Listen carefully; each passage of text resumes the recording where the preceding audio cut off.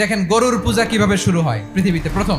বনি ইসরায়েলের এক দুষ্ট লোক ছিল, নাম সামিরি। সে সবাইরে বলল তোমাদের স্বর্ণগুলো ফালাও। স্বর্ণগুলো ফেললো, বনি ইসরায়েলের স্বর্ণগুলোকে গলিয়ে গরুর বাচ্চা বানালো, গোবৎস।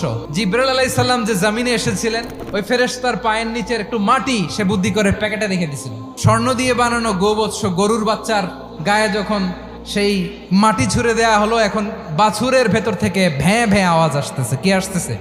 সবাই তো অবাক। সামিরি বলে, আরে তোমরা যে 70 জন দিয়ে মুসা আলাইহিস সালাম রে পাঠাইছো ওইদিকে, এত ঘুরতেছে, আল্লাহরে খুঁজে পায় না, আল্লাহ তো এটার ভিতরে ঢুকছে। নাউজুবিল্লাহ, এটার ভিতরে সেজদা দাও। এই সেজদা দিয়ে গেল। হারুন আলাইহিস সালাম তাদেরকে বুঝালেন, শিরক করো না, আল্লাহরে ভয় করো। শুধু এতটুকুই তিনি বুঝালেন, দাওয়াতি কাজ পালন করলেন, কিন্তু প্রতিরোধ করেন নাই। এই ঘটনা থেকে শিক্ষা কি? শিক্ষা হচ্ছে, আপনি শিরকের আড্ডাখানা দেখলেও বৃহৎ স্বার্থে তাওহীদের দাওয়াত দিবেন, প্রয়োজনে আপনি ঐক্য নষ্ট করবেন না। সুবহানাল্লাহ পড়বেন না?